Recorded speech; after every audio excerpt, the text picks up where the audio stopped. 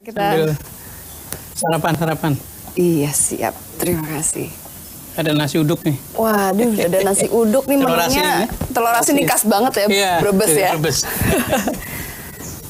Kalau bicara mengenai makanan favorit tuh apa sih, Pak? Saya?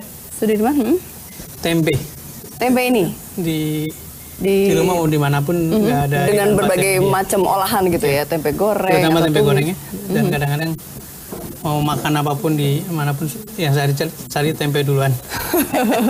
Ada pantangan nggak Pak kalau bicara mengenai makanan? Nggak ada sih, tapi saya dari kecil nggak makan daging. Jadi ya telur, oke, kemudian ikan ya. Tapi daging merah kata orang sekarang itu. Tapi ayam masih makan ya. Oke, baik. Mungkin sambil ngambil. Iya. Siap Pak. Nasi uduk. Menu favorit nih ya. Kalau pagi-pagi ya nasi uduk ya. Meskipun katanya harus mengurangi nasi tapi kita. Tapi kan katanya kalau orang Indonesia atau orang Melayu kalau nggak makan nasi. Rasanya belum makan. Rasanya belum makan. Pak mungkin sambil ngobrol-ngobrol mengenai ceritain dong Pak gimana sih bisa akhirnya mau terjun berkompetisi di Jawa Tengah. Telurnya Pak. Mau telur ini apa telur asin Pak? Ini telur asin nanti kita tuh. Iya. Jawa Tengah ya. Jadi ya sesudah menteri itu kan saya sudah lama memutuskan bahwa apapun tugasnya saya akan terus ada di public sector lah, akan terus menjadi pelayan masyarakat. Dan karena itu ketika Pak Anies dan Pak Sandi meminta saya menjadi ketua tim sinkronisasi, saya terima tugas itu dan sudah itu ya banyak lah yang kita kerjakan dan berinteraksi dengan para pimpinan partai politik. Kadang-kadang ketemu Pak Prabowo untuk lapor perkembangan DKI, persiapan DKI. Kadang ketemu Pak Sohibul Iman, PKS. Juga ketemu Pak Zulkifli Hasan. Dan beberapa tokoh lain. Nah, mereka mengatakan, sambal. Oke, sambal yang ini. Mereka mengatakan, Mas itu coba dicek Jawa Tengah kan tahun depan ada pilkada.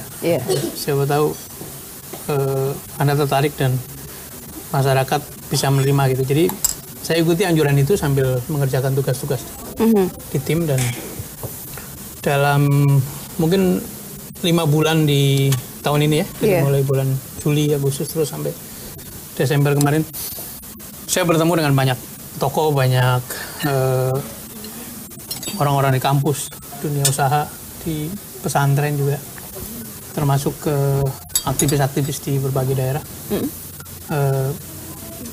Kemudian saya mendapat kesan bahwa Jawa Tengah kelihatannya butuh pembaharuan ya, butuh penyegaran. Dan merasa bahwa kehadiran saya diterima oleh masyarakat. Tentu saja masih diukur. Tapi dari diskusi itu saya merasa ya sudah dijajaki terus.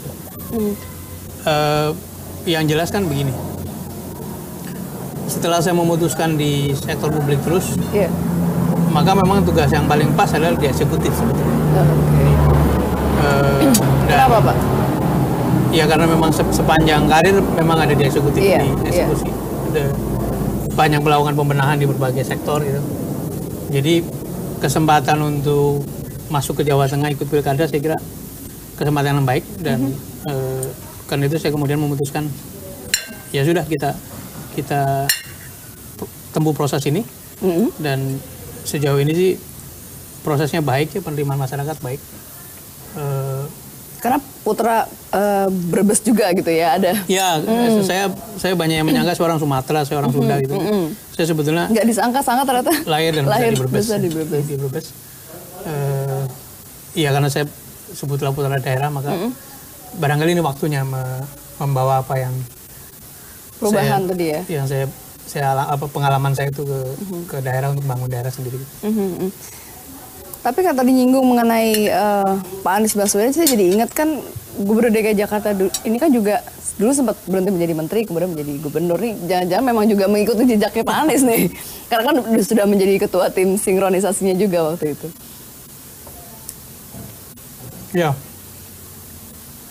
menurut saya sih nggak harus sama begitu. Oke. Banyak yang menyebut bahwa ini jangan-jangan jadi pola gitu. Iya. Menurut saya kebetulan saja. Kebetulan saya lama berteman dengan Pak Anies, sama-sama berjuang, sama-sama berbenah para Madinah dulu gitu ya. Pada waktu beliau mengusung program Gerakan Indonesia Mengajar juga saya bantuin. Jadi memang banyak kesamaan dalam urusan perjuangan. Nah karena itu ketika beliau masuk ke DKI kemudian diminta bantu, saya bantu, dan ketika teman-teman mendorong ya saya kerjakan. Tapi bukan satu pola atau kesengajaan, itu kebetulan saja gitu. Oke. Nah tadi kalau dikatakan ingin membawa perubahan kepada Jawa Tengah, sebenarnya perubahan seperti apa sih yang ingin dilakukan oleh Pak Dirman? Ada banyak yang bertanya begitu kan. Sebenarnya apa sih yang mau dirubah? Menurut saya selalu ada ruang perbaikan. Dimanapun. Jadi bukan karena Jawa Tengah sekarang jelek nggak, tapi menurut saya manajemen itu datang, leadership itu datang harus membawa perubahan, itu sesuatu yang mutlak. Apa indikator yang bisa menjadi ruang perbaikan? Saya sering mengatakan bahwa posisi Jawa Tengah itu di tengah-tengah banyak pusat-pusat strategis.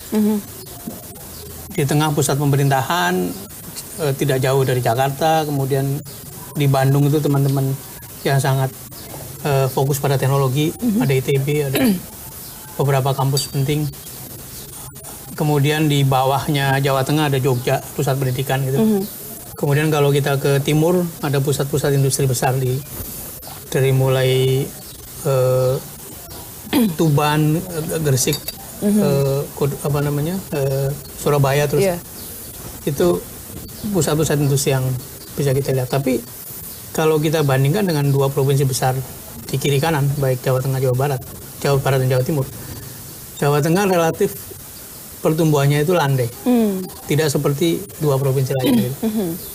Kemudian orang selalu bicara mengenai kemiskinan di Jawa Tengah, dan itu juga diakui oleh Mas Ganjar sebagai gubernur petahana, bahwa dalam soal kemiskinan beliau merasa memang banyak hal yang tidak bisa diselesaikan. Itu juga ruang perbaikan. Kemudian PAD-nya Jawa Tengah itu tumbuhnya relatif landai saja, tidak terlalu signifikan gitu. Padahal sebetulnya banyak sekali potensi yang bisa kita kembangkan, pariwisata, budaya, kemudian industri kreatif, dan juga pertanian sendiri merupakan isu yang sangat sebetulnya menjadi perhatian utama dari masyarakat Jawa Tengah karena sebagian besar petani kan. Tapi hidupnya petani tidak makin sejahtera. Malah dalam 10 tahun terakhir jumlah petani Jawa Tengah itu turun 26%.